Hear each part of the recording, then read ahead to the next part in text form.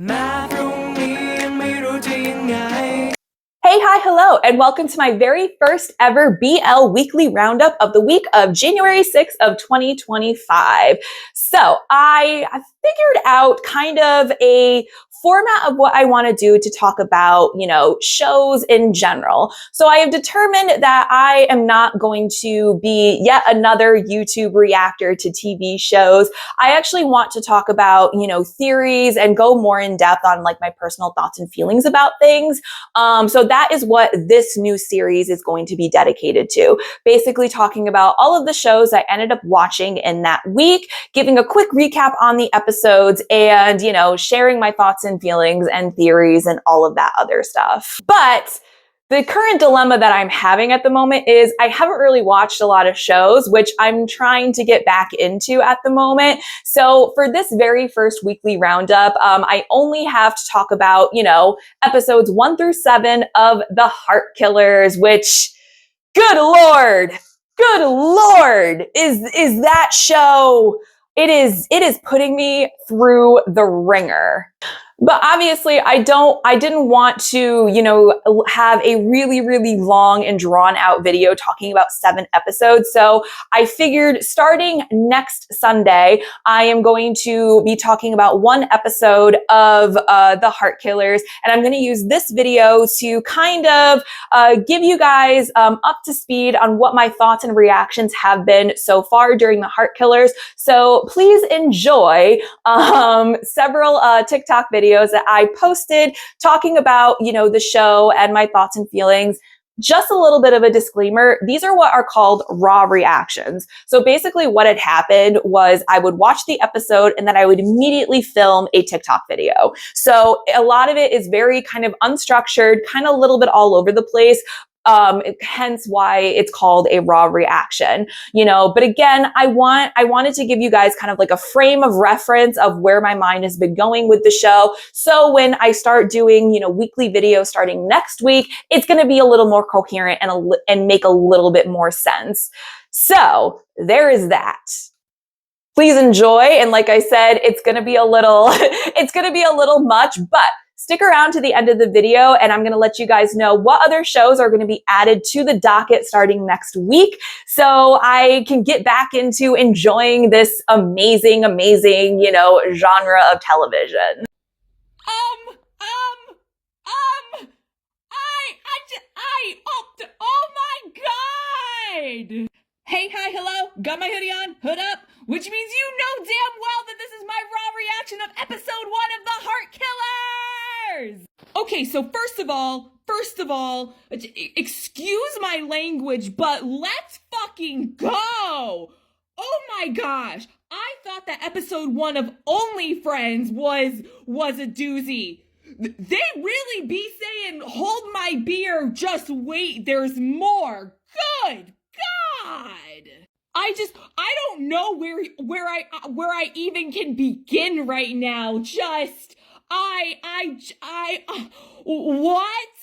just everything, everybody. What? The no coherent thoughts right now. Okay, so I think like one of the first things I want to start off by saying is like this show already passes the cool vibe. Like everything about it is cool. Like the characters, the wardrobe, the aesthetics, the color scheme, the music that's in the background. Don't even get me started on the OST for the theme song and everything. My goodness, is that a bop? Cow tongue coming through again, but it is leaving an excellent first impression. All the spiciness aside, this is a very nice show to watch, and we have enough moving parts going on that we got some plot and we got some stuff and things. And also, I really, really appreciated the little wink, wink, nudge, nudge to the book that Kant was reading. Yes, thank you for the reminder that this is the taming of the shrew. Gotta love it. Thing number 2. First, or should I call you Sir or Mr? Because Good God, Kant he's a man. He's a gentleman, and he's definitely what I would expect from a cocky. I'm almost in a new decade of my life, and I've seen some shit.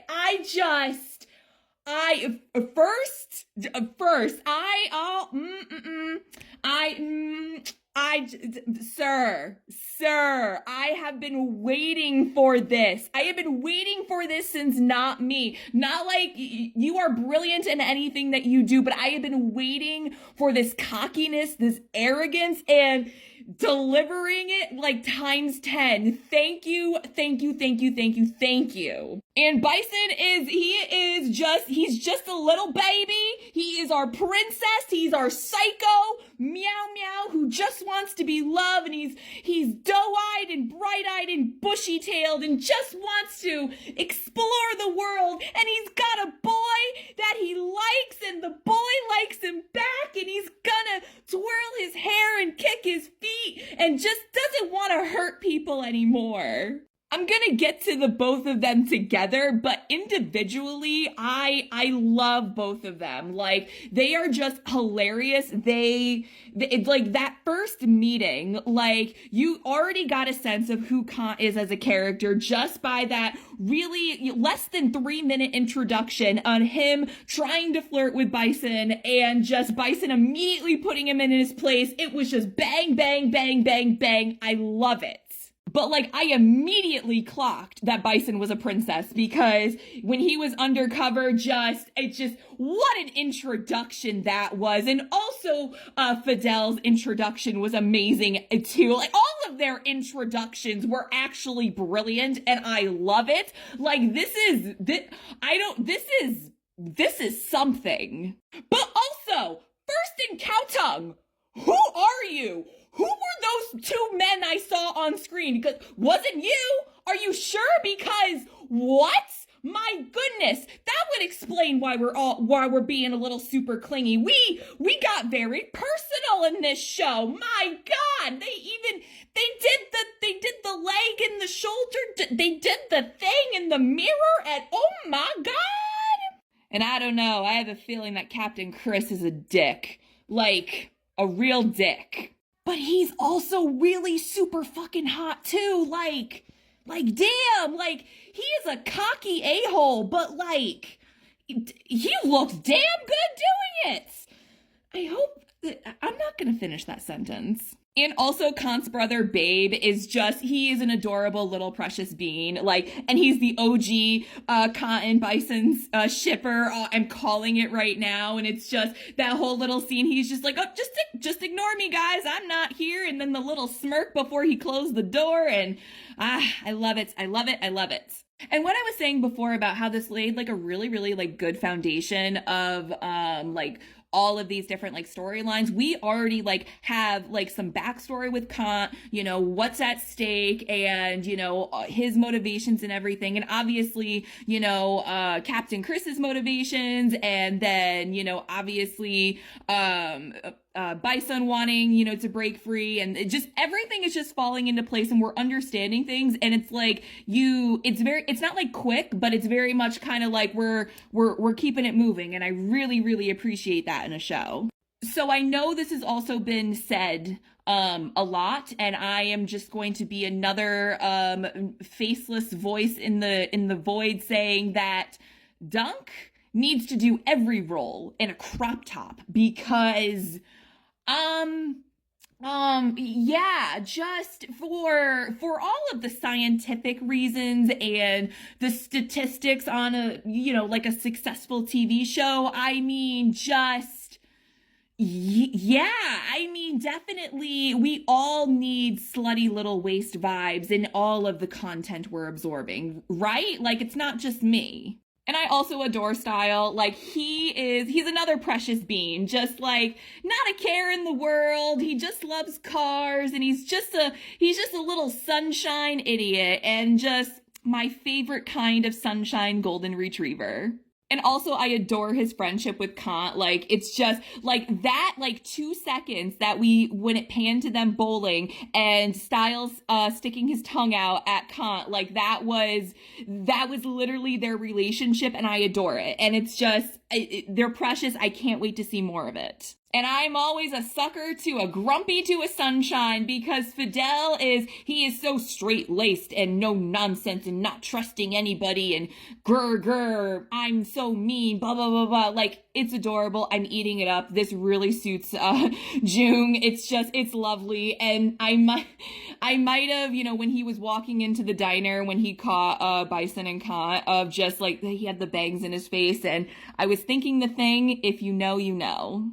And, I just think that the best relationships, start with person A contemplating, potentially unaliving person B. It sets a great foundation, don't you think?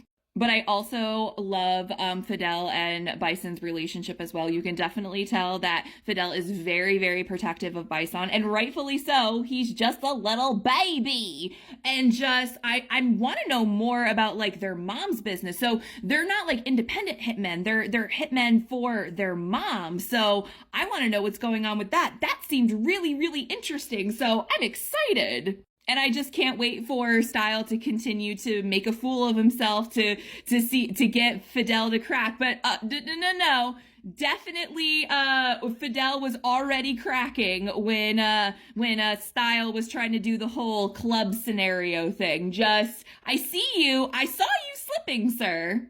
And I think it was absolutely hilarious how both of our couples actually met prior to the plot be plotting. I think that was a really interesting move to do, and just, yeah, I don't know. I liked that setup, and it, again, sets a good foundation. And the rivalry between Fidel and Kant is going to be excellent. I didn't know I really needed a rivalry characters with First and June, but here we are, and I want more. And I can already tell that Kant and Bison are going to completely rip my heart out, because if this is how they are episode 1, and when shit hits the fan and Bison finds out, no, I'm not ready. I'm not ready for this. But yeah, all in all, an excellent, excellent first episode. I am stoked. I am interested. I am loving all of the aesthetics of everything. I'm excited. I'm excited to watch and talk about this show. Let's fucking go. Well, what a journey that episode was, and it led us right up to ending with a bang. Hey, hi, hello. Got my hoodie on, hood up, which means you get a raw reaction of episode 2 of The Heart Killers. Okay, first of all, this episode was absolutely 100% hilarious. Oh my gosh. So, I don't even want to call it a filler episode, because we were progressing plot, but it was just vibes, and it would, like I said, we were leaning into the rom-com stuff very, very hard in this episode. I'm not complaining. This was an absolute joy to watch. So because of the fact that I pretty much enjoyed every single part of this episode, I guess I'll talk about the one thing that I wasn't too thrilled about. So when I initially first saw it, I was a little, not taken aback, but I was a little irritated at Kant. But then I realized, it's kind of like this really gray area. And obviously I'm talking about the fact that Kant hired that Tawan guy to basically hit on Bison so Kant can swoop in and be the jealous boyfriend and assert dominance and all of that stuff, because he's taking his brother's advice from the books, but also at the same time, it felt so disingenuous after seeing all of that. But also at the same time, I have to remember that the foundation of this relationship is disingenuous. So I understand that. So it's kind of I feel torn about it, because it's I was eating that up like it was Thanksgiving dinner, because my goodness, I'm going to circle around to that, because I have some thoughts and lots more thoughts after that. But also at the same time, I get it we are moving the plot along, and it's pretty much implied throughout this entire process. Kant is just digging himself his own demise, essentially. But that doesn't mean that it wasn't absolutely adorable, my goodness, flirty, any other kind of adjective words that just, I don't know who this first is, but he has busted through the doors and he's saying, "Hello world, you need to appreciate me, and don't worry, I am appreciating." So I guess I'll talk about Kant and Bison first, since this episode was more heavily focused on Fidel and style, but that doesn't mean we were not fed and served by Kant and Bison either. Like, something about this show is just bringing out so many things with First and Cowtongue, but like the acting is good, but also with a lot of these scenes, especially the bowling alley dance scene, that's 100% them. Like, I could tell that they were probably having so much fun filming that scene, and it was so cute and awkward and like having such a good time, and it's just, oh my gosh, like, what is it with this show that it doesn't change anything, like, about, like, the observations of their dynamic, but, like, I feel like something is different in the greatest way possible. I do appreciate that kind of, like, the overall theme of this episode is, like, kind of being secret agent man, a little bit, just, like, everybody be sneaking around, and for Kant in that entire black outfit with the sunglasses and the hat, that was a choice, and that was a look, and then the flirting, and I'm just, can you tell that I am not well right now? Because I'm just not well. It was an experience. And we know damn well that tattoo chair is going to be used for other extracurricular activities. I'm calling it right now. There's too much foundation happening. My goodness. Are you sure that you two were talking about a tattoo? I mean, obviously not. The writing was written everywhere, but like, sirs.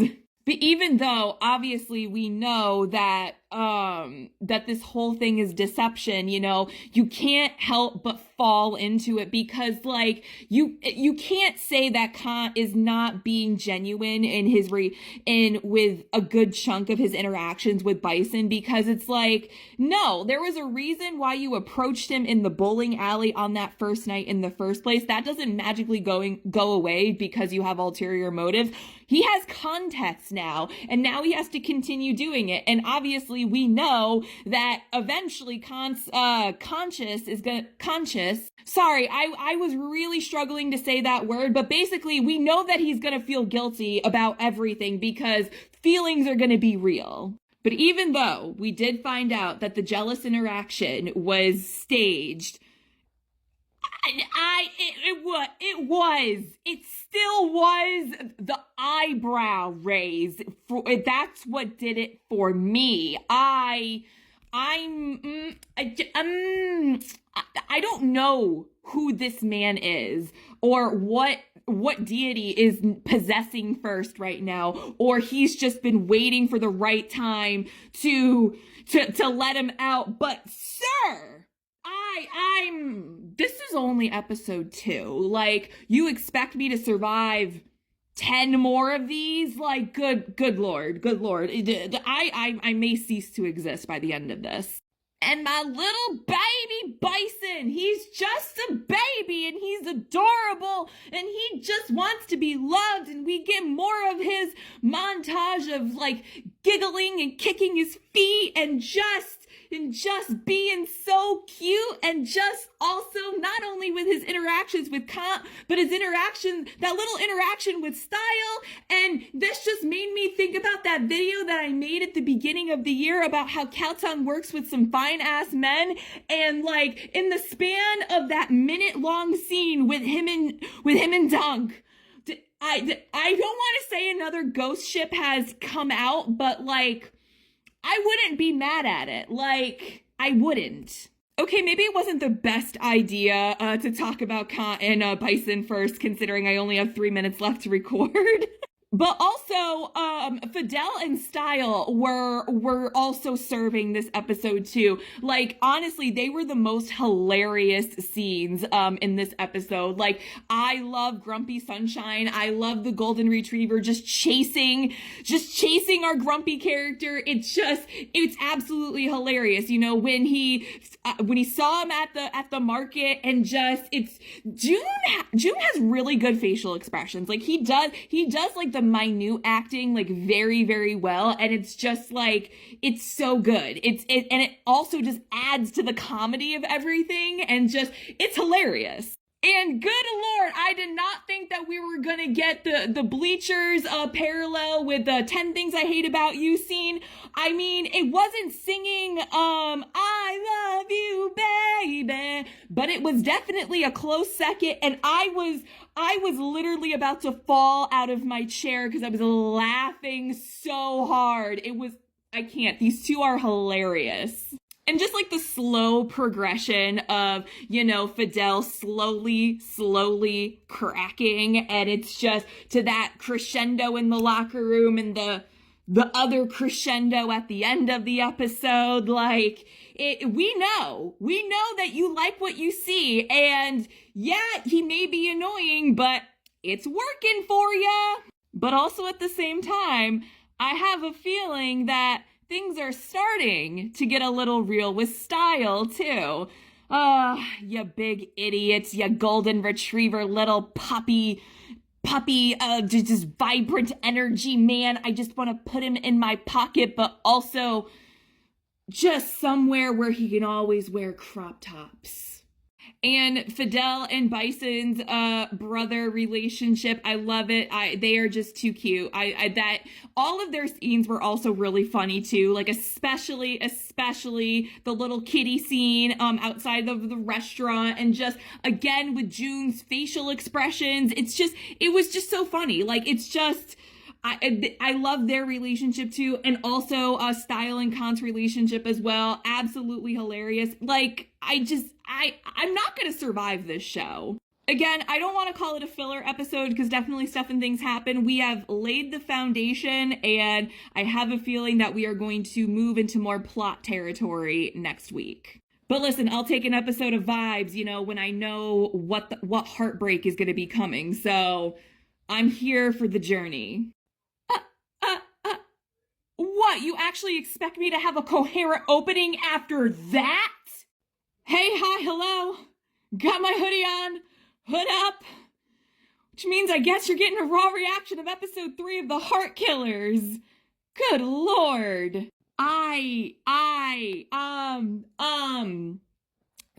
Adults. This is an adult show with full-fledged grown-ups doing grown-up things and having grown-up hobbies, and this show is not for children, and it's lovely. Just fantastic episode. Like, I honestly, okay, I'm not gonna lie. The last scene, you know which one I'm talking about with their meow meow kitty men, but it did catch me off guard at first because of the circumstances, but then I had to remember, none of these characters are good people. I can't hold one side to a standard when the other side is doing the exact same thing. So nobody's being put on a pedestal anymore. These are psycho meow meows, and everybody has the understandable right to be afraid, especially my boy Kant.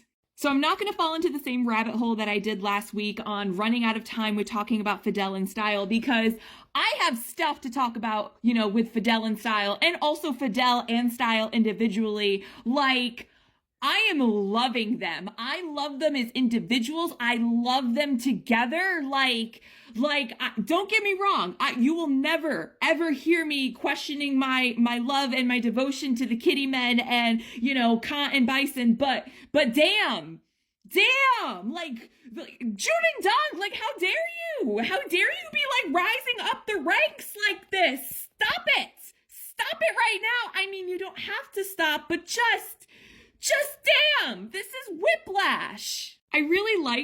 we got like a semblance of what was happening in the last episode with, you know, Style following, you know, Fidel around. But this time, you know, Style actually stayed, and he, you know, stuck, and like Fidel like let him like be stuck around. So, you know, definitely got to see the switch in that, which, you know, like it is so hilarious, but it's also so all of that when they're together. And it's just, I really, really like them. Again, their dynamic of grumpy and sunshine, and just the sunshine is sunshining and the grumpiness is like getting more grumpy, but you can see the cracks. And it's just that entire scene, you know, when Style was dressed up as the burger, you know, to get customers to come in, and then like Fidel is like yelling at him and everything. And it was just, again, they are hilarious when they're on screen. Like, just, you know, I was hesitant to like say this in general, but like that very, very first initial meeting, you know, when Style like rear-ended Fidel's car, like it was that first interaction, like it wasn't the best, I'm not gonna lie, but okay, all of those doubts got thrown out the window. Like now, like we are tit for tat, and it is bouncing, and it is doing fantastic. So whatever adjustments were made in the progression of filming, it was correct. You get to pass go and collect $200. And I don't know, it just seems totally in character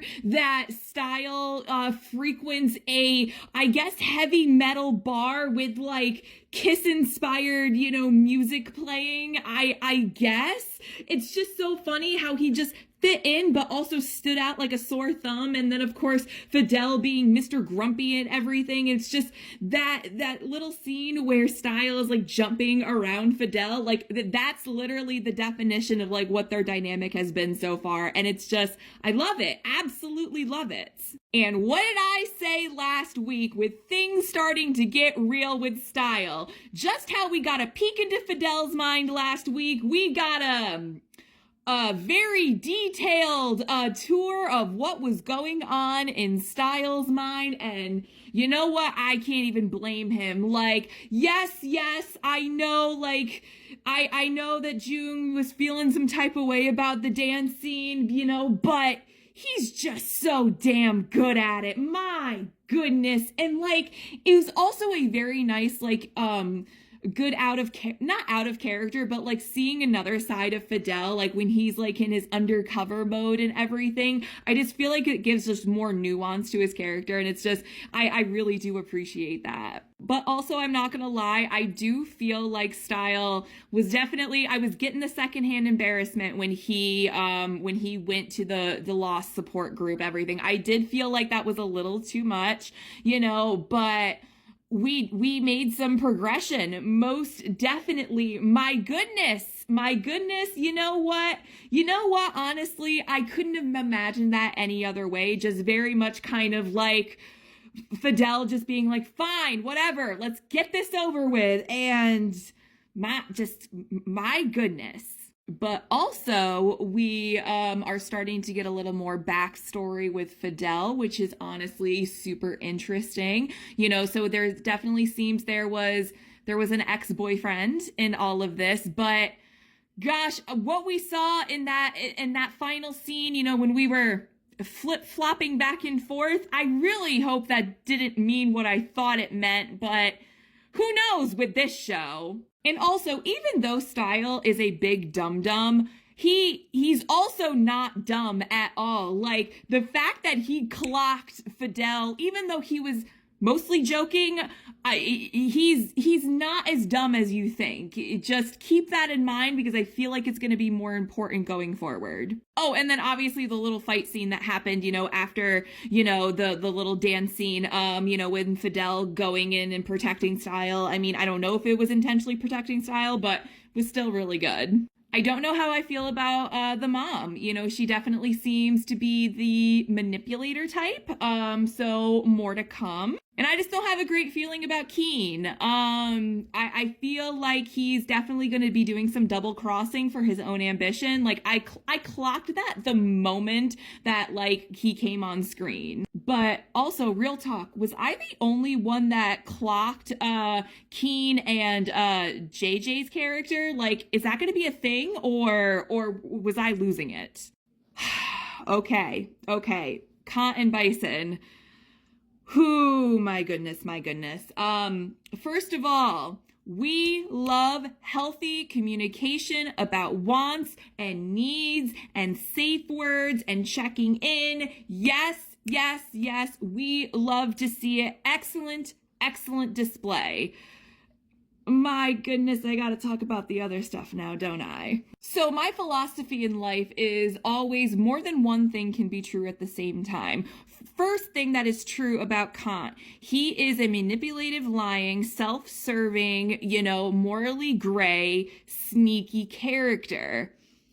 Thing number two that is also true, my poor little baby is scared out of his goddamn mind, and you know what?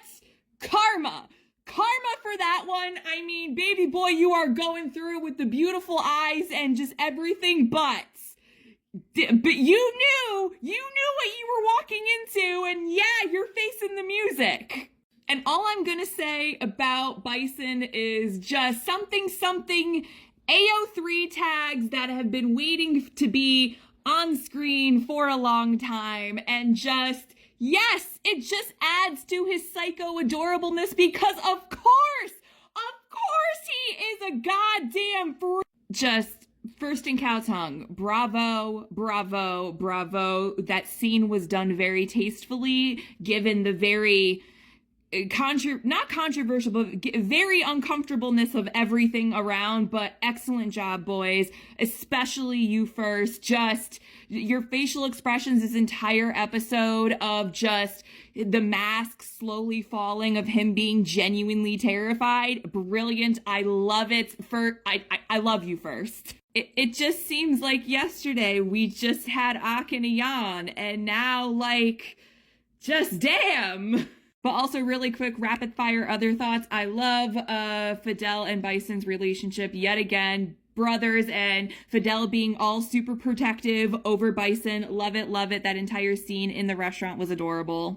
I also might have another ghost ship with First and June. Don't tell anybody. Just shit is getting real. Shit is getting very real, and I'm here and I'm sat for this wild bonkers ride.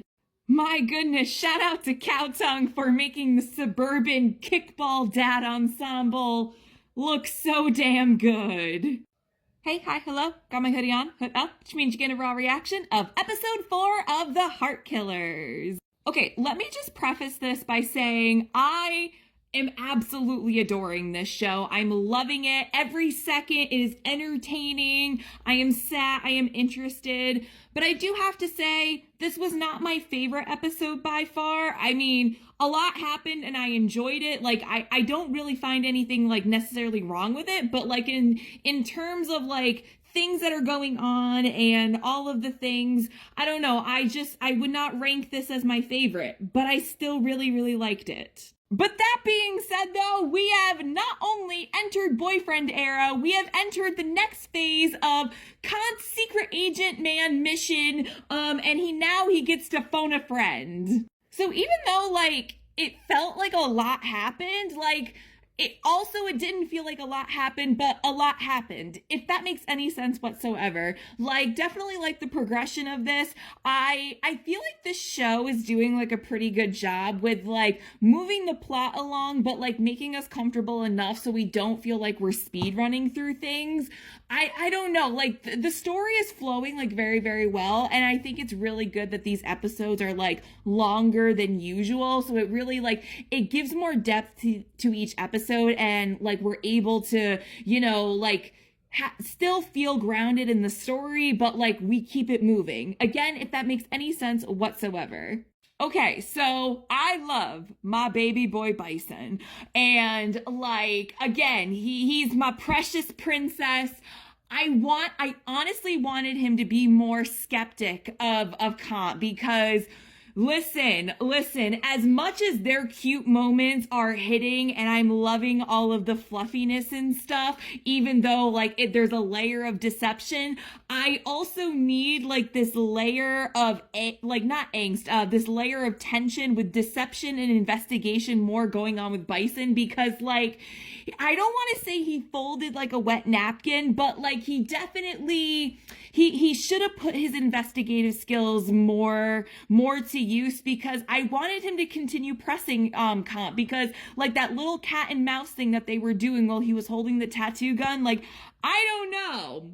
I had some thoughts. But again, I think that also speaks to the fact that, you know, Bison really wants to get out of this business, and you know, he's having like healthy levels of skepticism because of what Fidel is telling him, and he's doing his own investigation, but also at the same time, Fidel is kind of right. When love enters, or you know, likeness enters the equation, it makes things really hard. And like, I don't know. I don't want to say I completely agree with Fidel on how when he was telling Bison that like, you know, you want him, so like you believed him more easily. I do think like, I don't know. It adds to the duality of the innocence, but the absolute psycho meow that he actually is. And it's just, again, you know, he had that moment of doubt, and now he's not fully trusting Kant, but like, he's letting him in more, letting him call him his boyfriend. And it's going to hurt so much when all of this comes out. And I don't know, I just thought it was absolutely hilarious how Kant is like almost 30 years old and he is rolling up to a high school, picking on children, you know, obviously justified reason, you know, obviously, yes, you need to stand up for your brother, stand up for the injustice and all of that other stuff, but just the concept of that, and also Bison being who he is, also going along with that, it was a choice. It was a choice to have it go that way. Obviously, you know, they're being little vigilantes and all of that kind of stuff, but like, I don't know, there was just something absolutely hilarious about that. And then going off of that, obviously, I'm not upset about the fact that both Kant and Bison, you know, brought a disgusting human being, down all of the pegs and everything. And, you know, they stood up to Babe's bullies and all of that stuff. Absolutely precious, you know, but it's just, again, the build up to that was just kind of funny. And also what I was saying earlier about skepticism Bison and angry Bison and all of that stuff, like, definitely seeing him marking his territory, and also at the same time knowing his worth with Kant, just like, no, that whole interaction just put me off you right now, I'm leaving. And like knowing like what he does for a living, and like knowing that he is serious in all of his threats, it just makes me so conflicted on like, do I actually like continue to want to see them be super cute, or do I like literally want to see Bison punch Kant in the face for all of the reasons? And I definitely have to say, Kant in this episode, he's on the path of losing and feeling like crap about it, and he had no other choice but bring Style down with it, because he can't go down just by himself. And I think this episode did a really good job with, again, not only peeling back more of the layers on, you know, Kant's, like, I don't want to call it sleaziness, but definitely his ways that he does things. And obviously, you know, this is not his first rodeo. I mean, this is his first extreme rodeo, but like also at the same time, in parallel with his actual past and his motivations and that kind of stuff. I think that the narrative is blending it really well, but like, you can definitely tell that this is getting to him, and it's just, he's I don't want to say he's completely conflicted yet, but definitely more of feelings are starting to take precedent, if you catch my drift. And again, I am just loving seeing this rivalry with First and June's characters on screen. I did not know that I needed this in my life, but it's here, and yes. Okay, so moving on though, I'm not gonna lie. I didn't think that Fidel and Style were gonna move as quickly as they did, but I'm not mad at it whatsoever because now knowing that Style knows the truth, it's just it's just adding this really nice extra layer of like dualities and stuff, and I am here for it and I'm digging it. But I'm not gonna lie, in the beginning, when obviously you could tell that Fidel was missing Style, just stop it. I love it. It is, and just like the fact that Fidel is getting more and more infuriated about it, just I adore it. That was just pure serotonin on my screen. And even though I knew Fidel was going to pull something similar to what he did in the kitchen with Style, doesn't mean I still wasn't disappointed when it played out exactly the way I thought it was going to, because I had thoughts.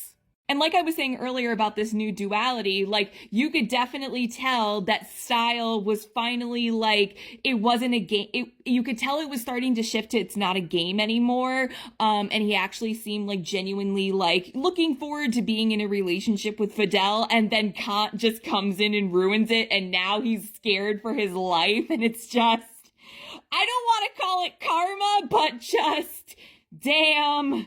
Poor Style. He's gonna be fighting for his life. But just seeing Fidel being so soft, I wasn't prepared for. I wasn't prepared for how quickly he folded, and it's just I was losing my sanity. I was losing my sanity because it was lovely.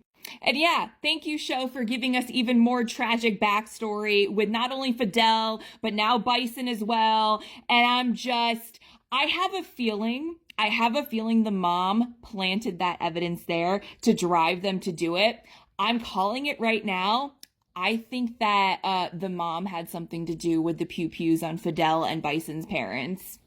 I don't know. I'm calling it. It just seems to be right up her alley. But that doesn't mean I wasn't heartbroken during that scene. Good Lord, don't ever make either of these men cry. I mean, we all know that Cow Tongue is always gonna cry, but still. Oh, and something completely random. I love Styles' dad. He's just hilarious, and he looks like he was born to just roast his son. I'm here for it. Things are about to get very, very interesting in this game of love and deception. So keep it coming, heart killers. I'm here. I'm sat. No, because tell me why that was the most anxiety-inducing, amazing roller coaster of a ride. Everything that I wanted served up on a silver platter for me. Just, what in the world are we watching? Just, damn. Hey, hi, hello, got my hoodie on, hood up, which means you get a raw reaction of episode 5 of The Heart Killers. Okay, so remember last week when I said I really, really liked episode 4, but it wasn't my favorite? Well, I can say I checked some boxes of not only did I really like the episode, it is now officially my favorite episode of the show so far. Good Lord, this was an absolutely fantastic episode, and like I said, I felt like I walked out of that episode feeling like I was on the brink of a panic attack. Just beautiful. I love it. Okay, so I'm just gonna have to start right out the bat. Like, Fidel and Style, like, I'm loving this. I'm loving all of the dynamics. I love all of the soft moments. I love the skepticism moments. The chemistry is chemistrying.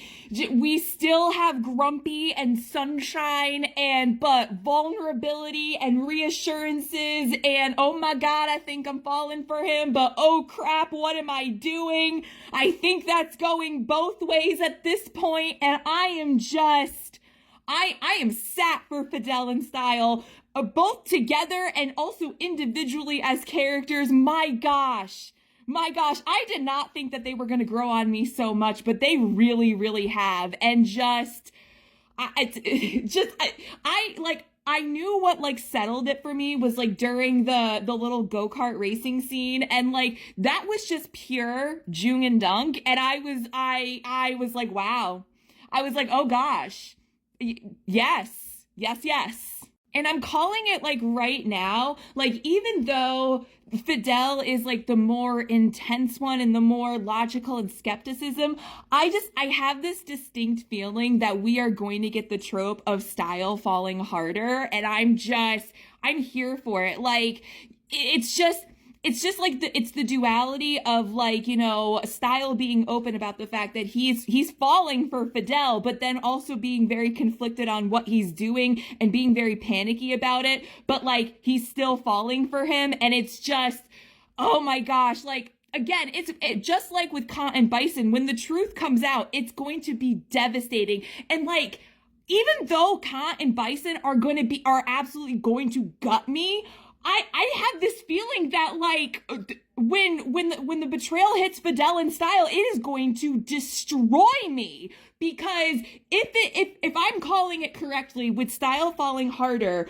I fully believe that Style is going to be, you know, once everything comes out, he's going to go immediately into full groveling mode. And I don't know if I'm prepared to see Dunk being devastated. Not only just seeing Dunk, but also the character of Style, because he's just golden retriever boy. And I'm having way too many thoughts right now because I was just so taken aback with them, you know, this episode. And also, speaking of the betrayal, like, I honestly don't know if Fidel was playing it up, you know, for his own ulterior motives, or it's even going to be worse if he genuinely meant about what he said about Kant finally showing, you know, doing something trustworthy. Oh my gosh! Like, you could definitely tell that Fidel and Kant, you know, kind of bonded, this episode. I mean, not really, but kind of. We moved in a positive direction when it comes to their interactions with each other, and just damn. And like, here's the thing though, Kant is a terrible liar to just Bison, but he's able to pull it off in front of everybody. But like, I'm gonna get to the whole Kant side story in a second, because that was a whole thing. But just damn, I'm also mourning the friendship between Fidel and Kant before it even started. And I swear on everything, every time I see a character of Jung, or just Jung in general, just smiling, years are taken away from my life, because I am just absolutely feeling like I'm ceasing to exist, because that man has no right. And he also did the eyebrow thing that First did in episode 2. And I have thoughts. I have many, many thoughts. Thoughts about, you know, stuff and things. I'm falling into the progression of Fidel and Styles' relationship. And again, just like Kant and Bison, the foundation of it is a lie, and it's gonna come out, and just, I'm not gonna recover from this. I'm really not. Okay, shifting topics really quick. Pepper and JJ. Hello, hi, where did this come from? I didn't know that I needed this in my life, and you know what? Go them. They absolutely deserve that. I want to continue to see that. My goodness. And we know damn well the mother clocked that shit between the two of them. I have a very bad feeling about that. Which, speaking of the mother, my God, she is, I'm calling it right now. I know I called it last week. She is the puppet master. You could definitely just tell that she's lying, and she's telling Bison and Fidel what they want to hear, and I'm just manipulating everything. And could you just tell when, like, I came in and rescued you and blah, blah, blah, blah. Like, my God. Like, she's laying it on so thick, and they're not seeing it. And I'm just, again, another point of devastation once everything starts to come out. And now the moment you guys have probably been waiting for, you know, to hear my thoughts on my baby boys, Kant and Bison. My God. I love Kant. I love him so much, but I loathe him, and I detest him. And he's also a fucking genius. Like, like I said, I was so stressed. I was mad at the fact that I was so fucking stressed over Kant this episode. But before we do that, we gotta talk about Princess. My God! Psycho, meow meow, cast Cowtongue in a villain-esque role, you know, for a solo project or something like that. God, just crazy psycho meow meow suit him so well. My God, Cowtongue, the actor that you are. For me, what really did it was such the unsettling face that Bison had while he was preparing to reminisce on his interaction with James, to Fidel. And it's just, the reasonings and the logic that he was using, my goodness, he really is psychotic and I adore him so much. And just A plus for acting and craziness with that entire interaction with James. My God, yes, never become sane. No. Continue on with your impulsiveness and your it's not even irrational. I mean, James was following him.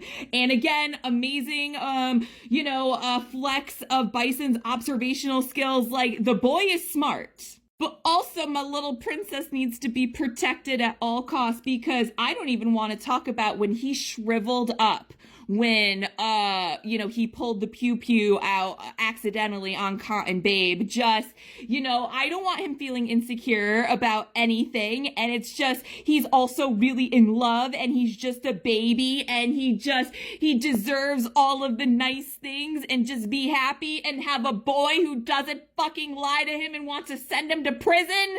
Because obviously, yes, I am talking about Kant, you shady motherfucker. My God, I hate him so much, but I adore him.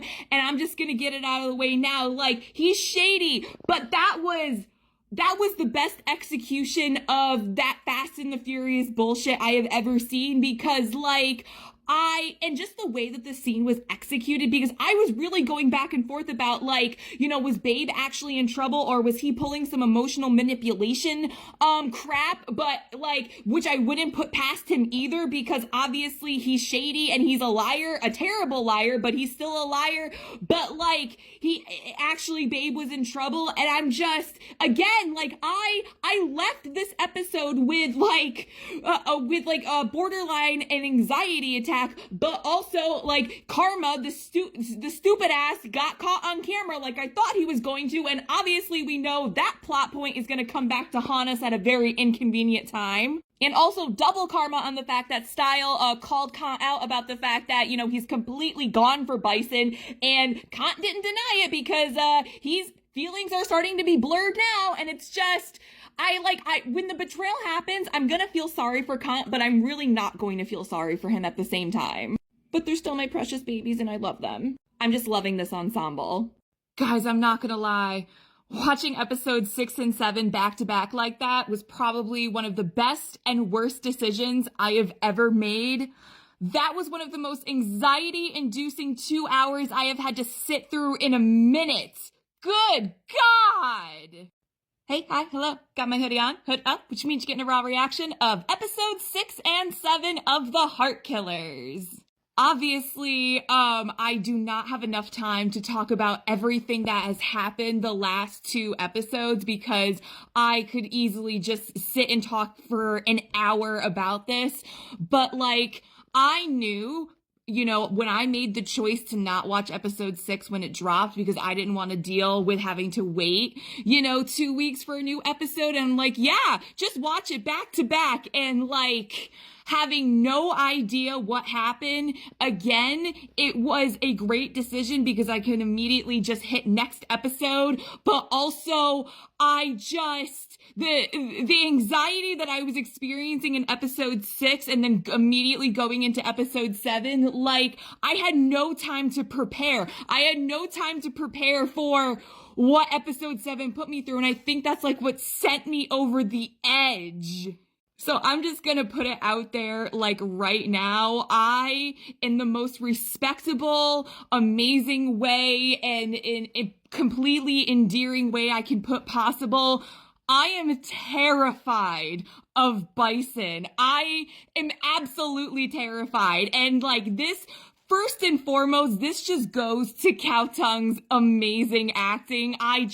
When he goes from happy to the stone face, and I just, it's played so well. And it's just like, and even like with the rest of the group, like it was like when they were like playing like double agents to each other, it was so uncomfortable. And it's like, it was exactly what the show was supposed to be doing. But I just, episode 7 definitely solidified me being terrified of Bison. Like, if you know with the black and white scenes, I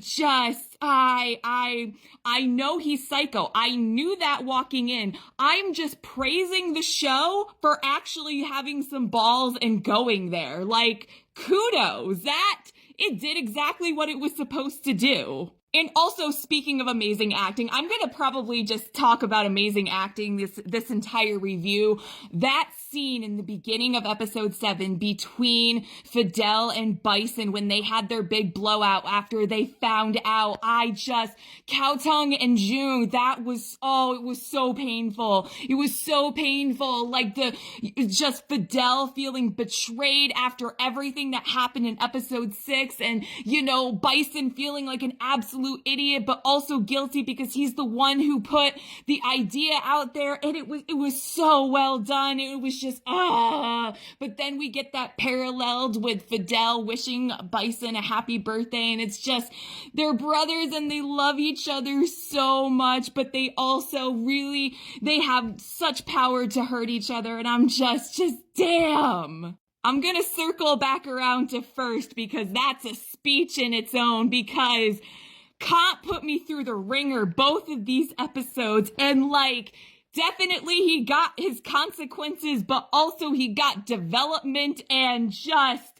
again, I'm gonna circle back around by how well that was executed. I had a really good feeling that shit was gonna go sideways, during episode 6 and, here on after because of plot reasons. But I have to say that the episode did a really, really good job with lulling us into that false sense of security, and really having us think that, Fidel and Bison could still be in that suspicious phase, and maybe they're gonna find out another way. But nope, that got turned on our heads so friggin' quick. I knew the uncomfortableness of when, each couple reunited after, Bison and Fidel skipped town or whatever for a week after the job went wrong, but you want to believe it and you want to have it to be genuine and everything. But then, of course, it just, shit went sideways, and it was the best way. And again, I keep talking about Cao Tung's acting, just that entire, when the realization and the music in the background. June, you are an amazing singer. He terrifies me, and it's so friggin' brilliant. But taking a break from, the trauma and pain for a minute, when the happy moments were there, even though, at least 50% of the party is lying or having a foundation of lying, it was still so nice. I loved, Cotton, Bison, and Style and Fidel's, last nights together, and just, it was meaningful in their own ways, and really, I think episode 6 did a really good job fleshing out the differences of just how, just not even just the differences in dynamic of their relationship, but just how basically Bison and Fidel are expressing themselves through this relationship, if that makes any sense whatsoever. Forgive me if it doesn't, but just it was a very nice duality, and it was just, again, it's so bitter. It was so bittersweet watching, but it was just, yeah. And I knew that Keen was going to try to do something. I mean, luckily, fate was on his side or not on his side, but keeping my eye on him, because definitely, in episode 6, he was trying to mouth off, and he was trying to put his feet in the water, see what he can get away with. And then, I don't know exactly what he was going to do in the bowling alley, if he actually went through with it, but who knows, so I guess obviously more to come. And I have no words about the mom. I literally can't. More manipulation, and I'm more suspicious of her. I need answers. Obviously, I feel after episode 8, those events, that we're probably going to get into more plot heavy with the mom. Okay, so obviously what I like really want to focus on more is kind of like the couple's like post reveal, because also like the dualities of how Fidel and Bison are dealing with Kant and Style is also very interesting. And it's just I just the whole plan of them just being like extra sweet. But I do appreciate in the scene in the very beginning, where Bison was being all like smiley and cutesy to Kant. I'm sure his inner monologue was just like, I can't wait to pop your head off. And it was brilliantly displayed. And also, I just feel really bad for Babe to be just roped into all of these unfortunate shenanigans. He has to lie for his brother. He almost get pew-pewed and all of this other stuff. He doesn't deserve it. Just, he's a precious bean.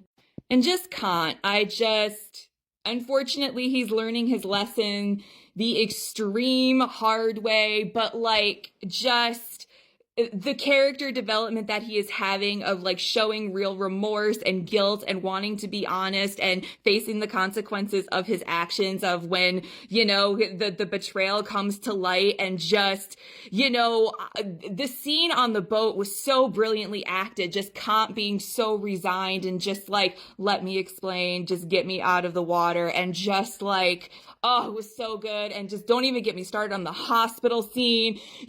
First dessert, you know, we had Ray in Only Friends have his groveling scene. Now we got hopefully a part 1 of a Kant groveling scene, because he's not done. He needs to do all of that while Bison is conscious.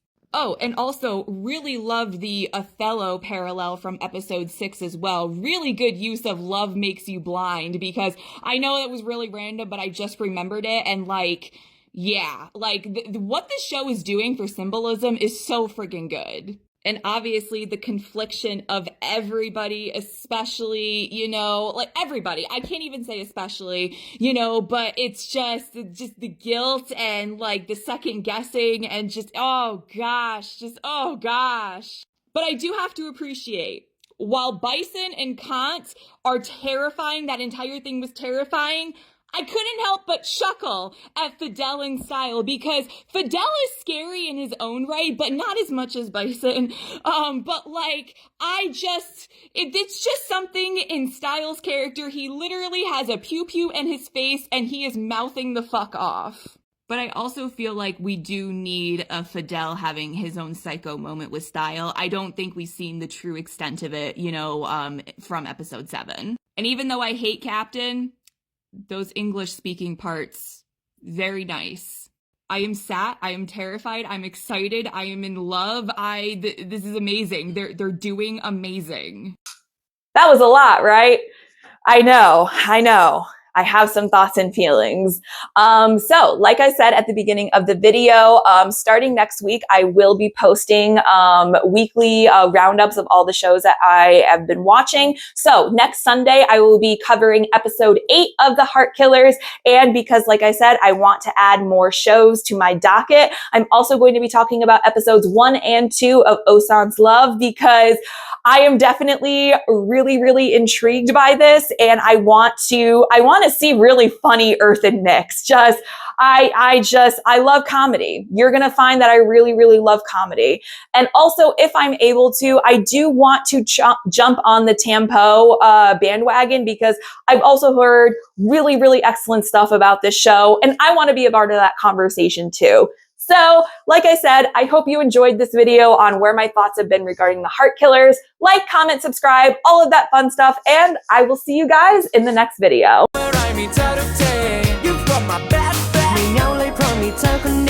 it up, yeah, yeah.